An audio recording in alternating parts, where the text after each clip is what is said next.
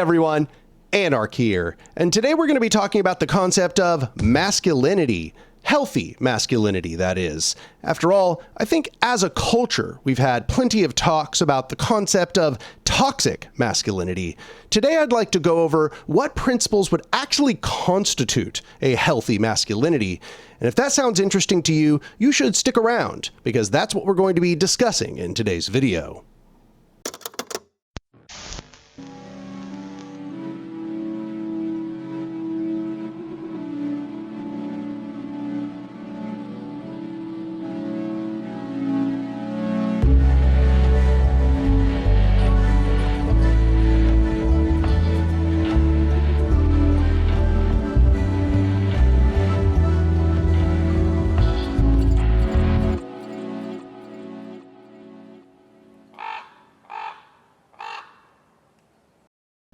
So, you might have noticed that there's not a lot of good guidance being given to men about how to be a good man in today's world. Instead, there's mostly just a discussion of what not to be. That is to say, we have spent a lot of time as a culture discussing the traits of toxic masculinity, but we've spent nearly no time talking about what would make a healthy masculinity. So, what would we even need to do in order to discover what those positive traits are? Today, I'm going to offer us a way forward, a way to think about the issues at hand, and hopefully that will be persuasive to you. Murray, I love you, but you got to move. Don't knock over the light. Okay. That's what I want to do in this video today. That is to say, I'd like to formulate what the traits are of a healthy masculinity. And I am fully aware of the pitfalls of this. Don't think that I haven't spent a lot of time reading on the subject, understanding feminist perspectives and trans perspectives and all of that. So I'm not at all devalidating what has been said in those places. However, I think that if somebody is going to be told to enact something in their life, it's better to give them positive virtues to strive towards than it is to tell them things not to be. I looked all over the place trying to find someone who had really tried to lay out a positive masculinity, and I struggled to find it. I did find a few places where people discussed it, and they would say, give it a name, say a healthy masculinity, or a restorative masculinity, or an anti-patriarchal masculinity. I saw a few different names given, but I didn't really see an extensive discussion of what principles would embody this positive masculinity. Instead, what usually happens when this topic comes up, I've found, is that people look for good examples. They bring up Keanu Reeves, or they bring up Pedro Pascal, and they spend some time talking about what kinds of things they like about these people. However, what they usually describe are just positive traits for a human to have in general, and that's not bad. In fact, we're going to come back around to that very concept by the end of the video. But instead, what I'd actually like to do is lay out what those virtues are. So my theory about what constitutes a healthy masculinity, which is what I'm going to be calling it in this video, is based on the concept of near enemies in Buddhism. So in Buddhism, they have this idea that the virtues have these nearby qualities that seem like they are the virtues, but they are actually the enemy of those virtues. And I think what's happening with toxic masculinity and healthy masculinity is that toxic masculinity is embodied in all of the near enemies to a healthy masculinity. So in Buddhism, there are these 4 key virtues that characterize what it is to live a good life as a Buddhist. And these are kindness, compassion, sympathetic joy, and equanimity. So first of all, when you establish any set of virtues, you really kind of establish their far enemies. That is to say, the opposite of these would be things like cruelty or malice or selfishness and greed. These would all be the far enemies of those virtues I just laid out. Buddhists then have this concept of near enemies, things that seem like they might be compassion and equanimity and so on, but they're not. They're actually sort of corruptions of those four key virtues. But I'm not looking to go too deeply into Buddhism here. Instead, I'd like to link you to this video right here by Doug's Dharma, where he does a really good job laying out this exact concept.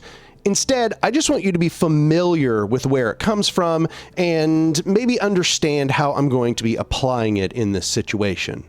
However, what I do want to do is go through this sort of table that I've made where I lay out the healthy virtue and then the near enemies to those virtues for healthy masculinity. So as I go through this table, obviously this is not exhaustive, and also I don't mean to say that a woman or somebody who would not be considered traditionally masculine can't have either of these traits, both the good ones and the bad ones. Instead, once again, what I'm trying to do here is I'm trying to lay out the model of a positive masculinity. So let's get started looking through that table. So the first healthy masculine trait is strength. I think this is the one most stereotypically associated with masculinity. However, we hear a lot about the toxic masculine trait, which is domination. That is the near enemy to strength. Those who think they are seeking out strength but don't have other virtues such as patience and kindness, they are going to think that domination is strength. Instead of trying to cultivate a general strength, which could be turned to either good or bad ends, they think that strength is harming others, being over others in a hierarchy, commanding people, controlling the world. And I think that that is what creates that toxically masculine trait. The base virtue, which is good, is strength. It's good to be strong for reasons we'll go into as we get into the other values on the chart. The problem is when you use that strength to harm others. And you see this all the time in the manosphere, right? In the manosphere, they confuse domination for strength constantly. They are constantly trying to hurt others. They're constantly trying to show how dominant they are, always talking about being alpha males. But here, they're not propping up a masculinity that is good for either the man who is striving for it, nor for the people who are going to surround him. Instead, they are laying out the first trait of toxic masculinity. So the next healthy masculine trait is protection. That is to say, protection of those around you. And this goes with strength, of course. If you are strong, then you can protect others. You can act in a defensive posture in order to make people safe, in order to make a safe society. That's a good thing. That's positive.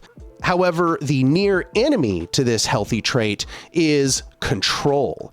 That is to say, the desire to make sure that everything goes according to your plan. And this is highly related to domination. This confusion is what leads to a lot of the really terrible oversteps of the patriarchs of various families. Protection is just making sure that people are safe. Control is limiting all of their possibilities. It is to say that you are monitoring their lives. It is to say that you are limiting the number of different things they can do, the places they can go, the people they can meet. Control is a damaging form of protection. It is going overboard. Instead of trying to make people safe in the world that they've been given, what you're trying to do is form the world into your blueprints. So protection is something that you can offer people while still giving them their autonomy. However, control steals people's autonomy. It commands them about. It tells them how they are supposed to live their lives. Protection is good. Control is bad. The next healthy masculine trait is resilience.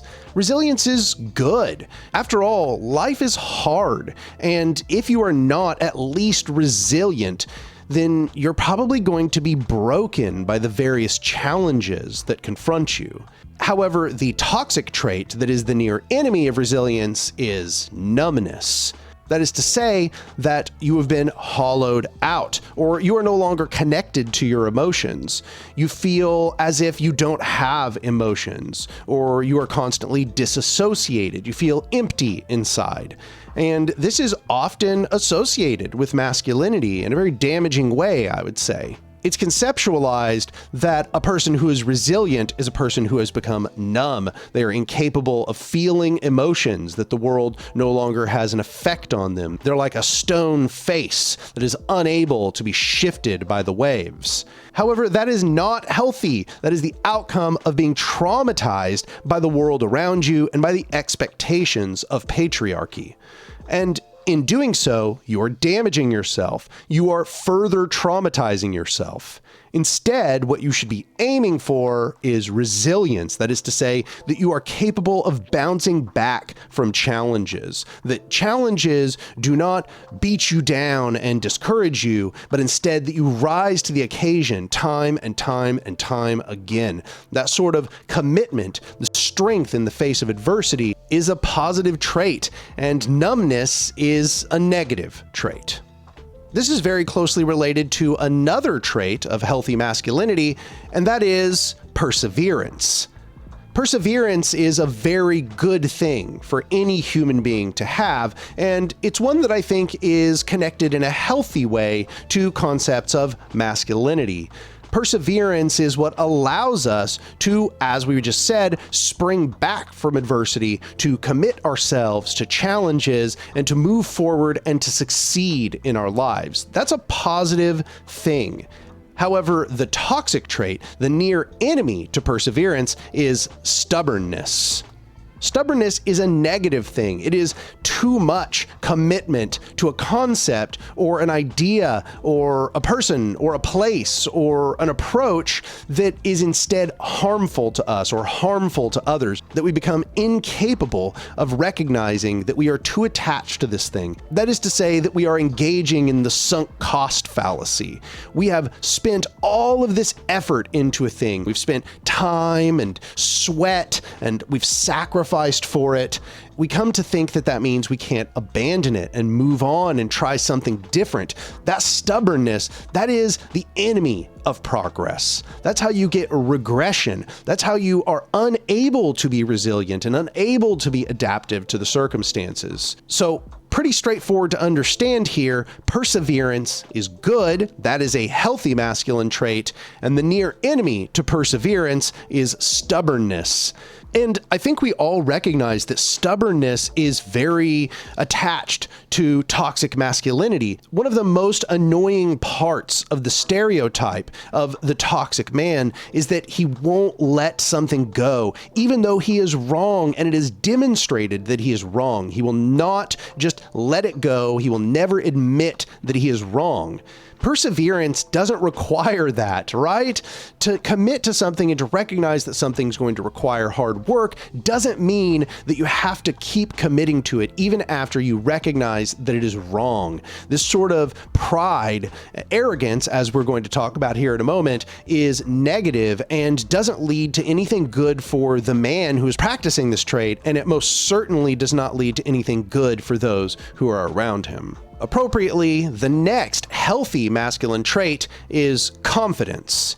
Confidence is a good thing. In fact, a large part of getting really good at anything is starting to develop confidence. However, confidence should be well-founded. Confidence should not be something that you get without it being earned. Confidence should be accordant to your skill, to your ability in the world. Confidence is therefore not a negative thing. The negative trait, the near enemy to confidence, is arrogance.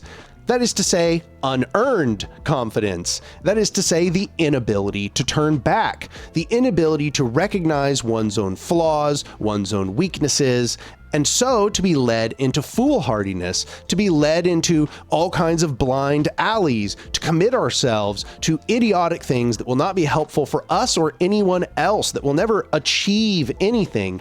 Arrogance makes us blind to the world. Insofar as we are arrogant, we cannot navigate wisely. We will not have a realistic sense of self. We will not have a realistic sense of the world. To be simple about it, we will be disconnected from the truth of things. So arrogance disconnects us from the truth of our own competence, from the truth of the difficulty of the world. It essentially makes us incapable of practicing good judgment. Arrogance is an urge that has to be overcome for somebody to develop a well-earned confidence. And I ask you at any given point when you are being stubborn to being proven wrong or to changing your approach, to ask whether you are confident, which it may seem, and it's easy to fall back on sometimes, or whether you are being arrogant. That is to say that you are not practicing a good sense of self, that you are not practicing a wise understanding of the world around you, that you are actually just protecting your ego. The next healthy masculine trait is bravery. Bravery is a very positive trait for any human being to have. And I feel like I should clarify, bravery does not mean that one does not feel fear or that they are incapable of feeling fear. Bravery is feeling fear, but being able to act anyway. It is to keep one's mind on what must be done, to move forward, to act, even though one experiences fear. I think this is very important because a lot of people get this one wrong in a colloquial sense. They get angry at themselves for not being brave because they think that experiencing fear means they're not brave. That is absolutely false. To not experience fear is to be foolish. Okay, there's a big difference here. Bravery is about being able to move through fear. It is about being able to move with fear, to act anyway in spite of fear. And this is something that has to be cultivated. You have to not let fear control you. And this leads us to the near enemy to bravery, and that is recklessness. Recklessness can look a lot like bravery, at least in our popular conception. Recklessness seems to give the idea they're not experiencing fear, and maybe that is what's characteristic of recklessness. Recklessness is not feeling a rational fear. That is to say, it is a practiced form of ignorance, I think. Recklessness comes from a lot of things. Like a lot of these traits you're going to see here, it comes from having too much ego. It comes from not having a sort of humility in the face of difficulty. When you are looking around and the world is scary, it's okay to recognize that it's scary and to act in good measure to the fear that you experience. And if you don't feel fear when there are really bad things happening, you should be very careful because you might be engaging in recklessness and not bravery. Bravery is healthy, whereas recklessness does damage to you and everybody around you. If we're talking about in the context of politics, recklessness can lead to destroying other people's lives. It can lead to going to prison. It can lead to defaming people. It can lead to all kinds of false understandings of what's happening, slander and libel and all kinds of other things. Recklessness is not a positive trait. And this is also one that I see in a lot of people who would otherwise be calling out toxic masculinity, this sort of recklessness, this uncaring attitude towards consequences. I think it's very negative, and we see it interpersonally a lot on the left in everybody tearing each other down in public places. I think that we see this as a virtue, but it's not. It's actually recklessness because it leads to harm to the community. It leads to fracturing bonds. So I think that a lot of the time people are confusing bravery and recklessness, and that's a negative thing. So the next healthy masculine trait is carefulness. Carefulness is practicing care in our actions. It's planning ahead. It's thinking about how what we do is going to affect others. And it is also, in a sense, trying to cultivate that within others. This brings us back to protection. That is to say, carefulness is the attempt not to do damage unnecessarily. It is the willingness to move slow to make certain that everything goes right. This brings us to the near enemy of carefulness, and that is conservatism. So carefulness comes from a rational understanding of what damage could be done if we do not practice care. By contrast, conservatism is related to control. It's related to fear, an irrational fear, an inability to move forward and to change our understanding of the world.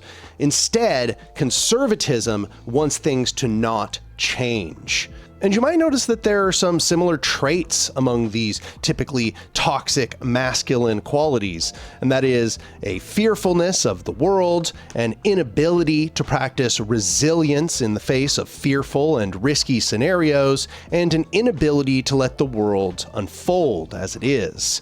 I suspect that's because almost all of these are modeling conservatism, and conservatism is based in fear. Studies even show that conservatives have more activity in the parts of the brain that are associated with fear and disgust.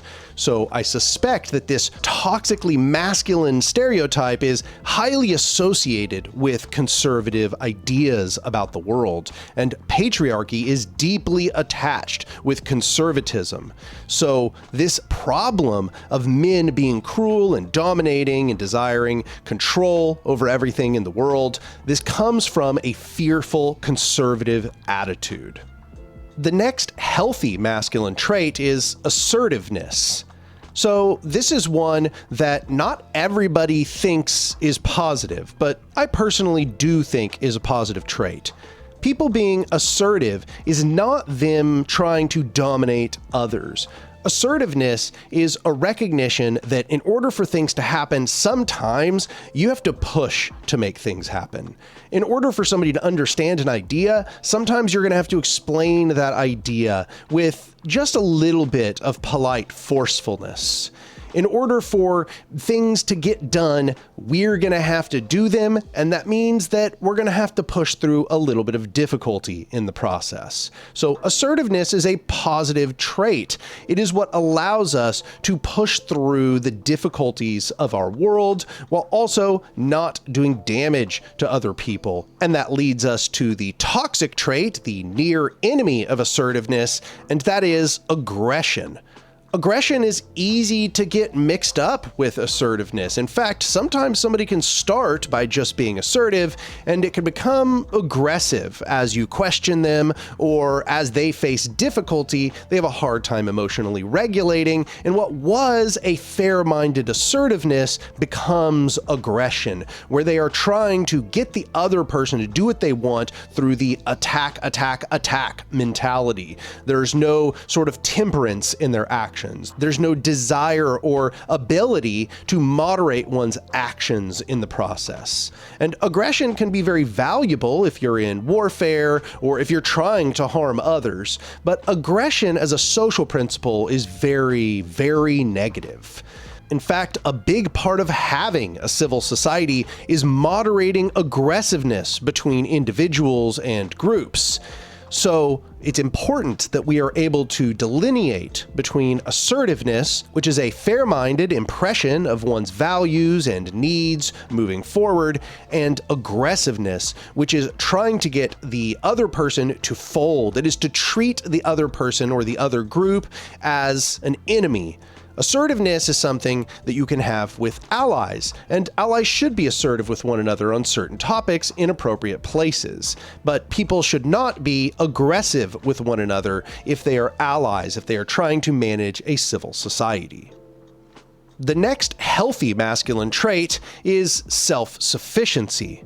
And here I want to be really clear. By self-sufficiency, I don't mean absolute self-sufficiency. In fact, as we'll talk about here in a moment, that is the near enemy of self-sufficiency.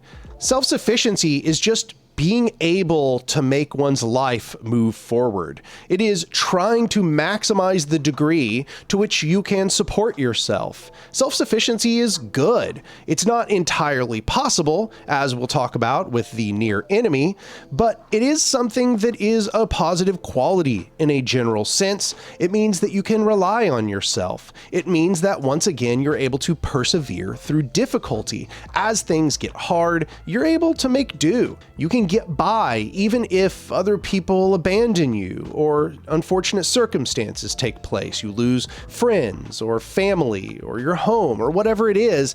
It is good to be self-sufficient, to be able to rely on yourself and to be able to trust in your ability to navigate the world, to procure resources which allow you to flourish and to expand as a person. That's a good thing. Whenever we expand our knowledge, whenever we become more capable, more skillful, this is all parts of becoming more self-sufficient. Not having to outsource to someone else for our fundamental needs or for things which we are charged with carrying upon our shoulders. For example, it is part of self-sufficiency for me to be writing these essays and not getting ChatGPT to do it. Self-sufficiency is actually what we are saying we value when we are upset about people using ChatGPT all the time. We don't like that people have this extreme over-reliance on this tool to the degree that it is impoverishing their ability to confront the world. It is impoverishing their thinking abilities. It is impoverishing their problem-solving skills. So self-sufficiency is something that we do value, but I understand how the phrasing of self-sufficiency might give somebody an idea that we are talking about the near enemy, which is rugged individualism. Rugged individualism is where you think that you are actually an island, where you can completely support yourself and you don't need anyone else in the world.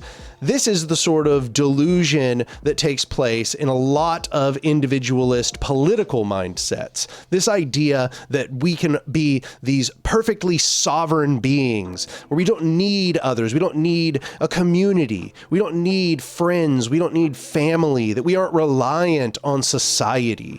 This is delusional. It's just not true. We are reliant on society at a minimum. I mean, think about the fact that right now, if you think that about yourself, you're wrong because you're watching me on a computer. Did you build the computer from scratch? And you say, well, maybe I put together my PC. Did you build the parts? Did you go mine the gold that goes in the circuits? Did you put the chipset together? No, of course not. Those things are all things that came from outside of yourself, from other people doing what was necessary to make a flourishing society.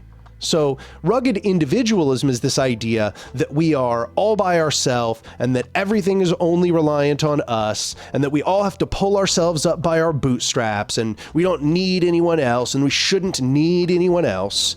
That is the near enemy to self-sufficiency. Self-sufficiency recognizes that while it is good to be able to rely on ourselves, it is not good to separate ourselves from others. It is not good to not recognize how we are influenced by the rest of society. It is not good for us to withdraw from all of those lines of affection and kinship that we have with other people. We are always reliant on others. So rugged individualism, not only is it a toxically masculine trait, but it's also delusional. It convinces us of something that just isn't true, and it leads to isolation, and isolation leads to loneliness and depression. And in my opinion, this is one that is most responsible for the things like the high suicide rate among men. The next healthy masculine trait is an internal locus of control. So this one might take a little bit of describing, and that is to say, an internal locus of control is recognizing that if you are going to change things, or if responsibility has to be taken for the way things have gone, it's good to look inwards and ask yourself questions about how you can change your behaviors, how you can take hold of the reins and try to change conditions within the world. An external locus of control is to think that everything that is happening to you is all external, that it all roots from other people making decisions that affect you. And I'm not saying that obviously certain things are not imposed upon us. In fact, a lot of what our lives is actually like on a daily basis, as we discussed in the last one, is because of the effects of society more broadly. However, an internal locus of control is a good thing because what it does is it leads to a sense of confidence. It leads to you trying to cultivate self-sufficiency. It leads to you also being able to grasp what you actually can do to change things. An external locus of control often leads to helplessness. It leads to depression, because then you start to feel as if, well, I don't have any control over my world. And because I don't have any control over my world, I can't do anything to change it. And so that means I'm screwed. An internal locus of control says, even if my circumstances are bad, even if I've been put in the worst place I possibly can be, I still probably have the ability to make my circumstances better or worse, or even to change my circumstances. This is also deeply associated with one of the fundamental principles of Stoicism, which I'm not going to get too deep into here, but one of the fundamental principles of Stoicism is separating what one can control from what one cannot control. And that is to say, one can control their body and the actions of their body, but they cannot control the minds of others. The only way they can do that is by controlling themselves in such a way where they interact in the world. We can only control our own actions, and it is good to recognize where the seat of control actually is. So this leads us to the near enemy of an internal locus of control, and that is self-centeredness.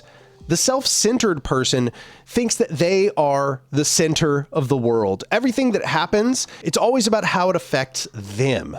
This is an aspect of self-importance. It's back to arrogance again. And one of the threads you might find weaving its way through the toxically masculine conception here is ego. Constant reference back to oneself and one's importance. There's no humility in the toxic masculine conception. It lacks wisdom. It lacks virtue in a general sense. It's really just a collection of negative qualities. That is why self-centeredness, I think, is the near enemy of an internal locus of control. The last one I have listed here for a healthy masculinity is emotional regulation. So I want to be clear, as I said very early on, that emotional numbness is not good. It is not good for one not to feel emotions. Emotions are important. They are sending you information. It is your body reacting to the environment around it. There is a recognition, a very deep and important recognition in what every emotion is telling you. When you are unable to experience emotions, that means you are not getting very important information about the world.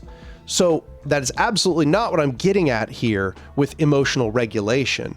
But emotional regulation, as I'm trying to lay out here, is the ability to not let one's emotions choose their actions. So this is once again something that is seen a lot in the Stoic philosophers, and that is that there is a difference between experiencing an emotion and letting an emotion guide one's actions. So, for example, you might be sad about your ex or something, right? And it's totally normal and acceptable to experience sadness about your ex for whatever reason. What is not good is when that sadness tells you to text your ex, right? That's not good. Now the emotion took the steering wheel. If you had practiced sort of, oversight, a rational oversight of that emotion, you would recognize that it's okay to just feel sad about it.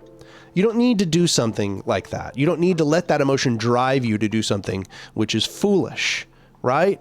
Or for example, and this is one that's seen a lot in a toxic masculinity, is not letting anger guide one's actions. Toxic masculinity is all about anger. It's about rage and doing damage by way of that anger.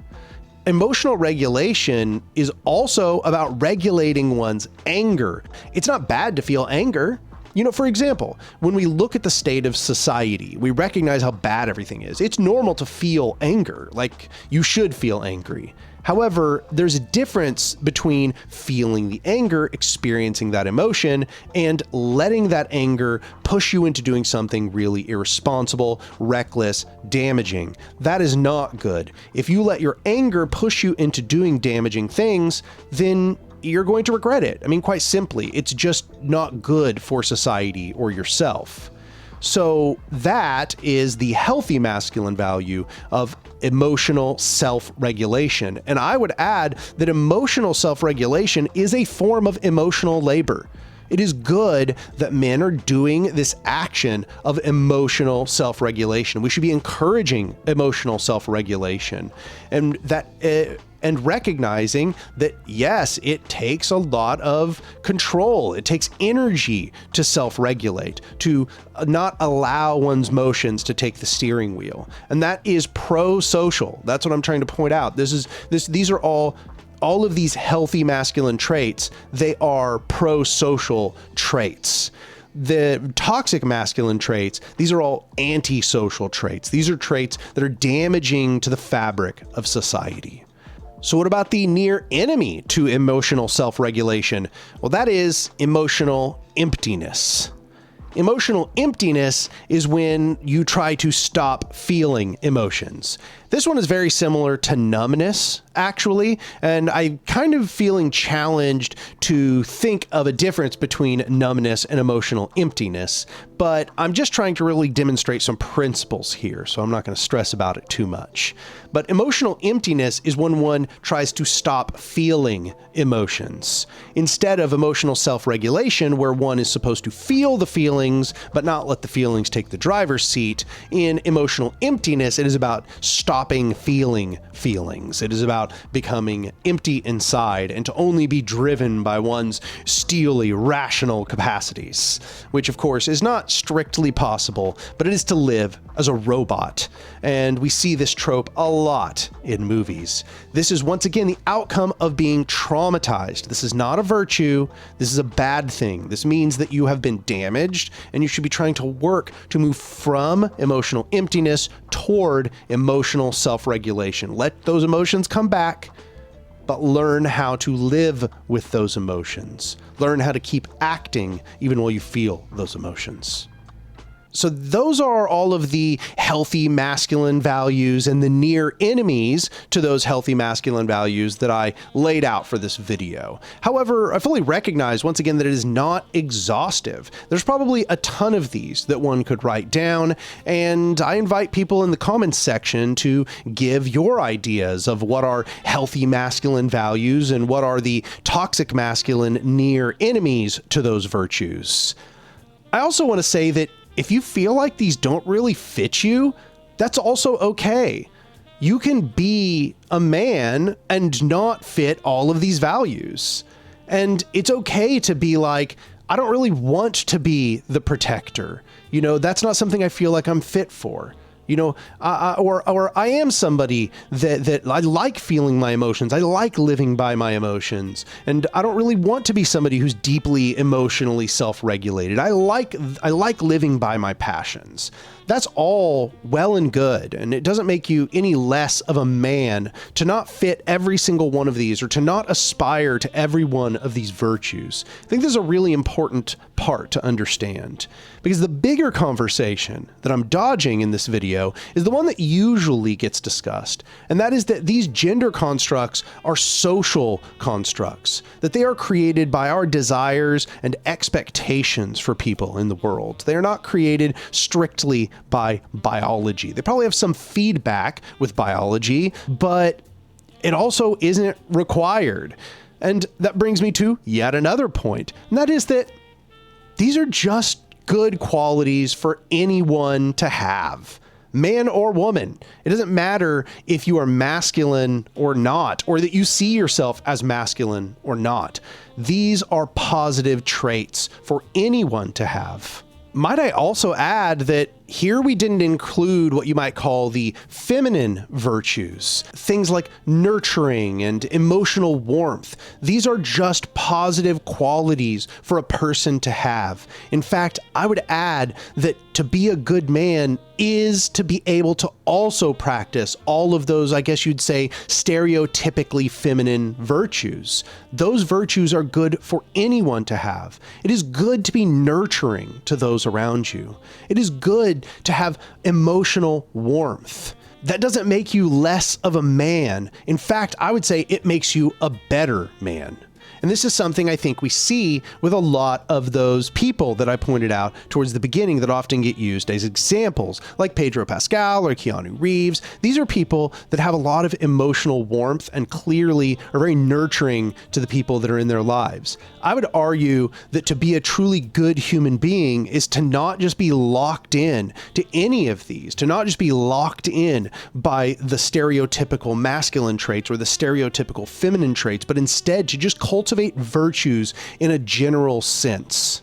However, my idea with making this video is just that I know that there are a lot of young men out there that really do strive to be good men. They strive to have a healthy masculinity that is good for other people, that is healthy for other people around them. It's just that there's not really anybody telling them what that looks like.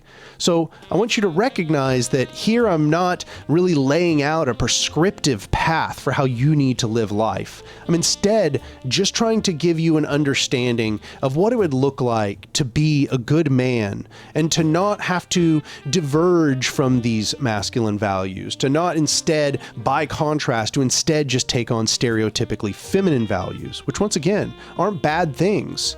However, there are many of these traits which are attached to our social and cultural understandings of masculinity that are positive values that we should all be aspiring towards and that young men should be encouraged to aspire towards. So I hope that this was interesting to you because I've actually had this one on the back burner for a long time, and I've had numerous people ask me to make this video and release it, but I've just been holding off for way too long, and I'm really glad that now I finally got it recorded and I can show it to all of you. Also, I just want to remind you that if you support the work that I'm doing on this channel, you should go over to my Patreon and become a patron, or if you can't afford to give me any money, which is totally understandable, you should at least subscribe to the channel if you haven't already subscribed, like the video, comment down below. Also, go over to Means TV and subscribe to Means TV using my affiliate code, which is Anark, A-N-A-R-K. That is about it for the spiel. I look forward to hearing what y'all have to say down in the comments, and I'll see y'all next time.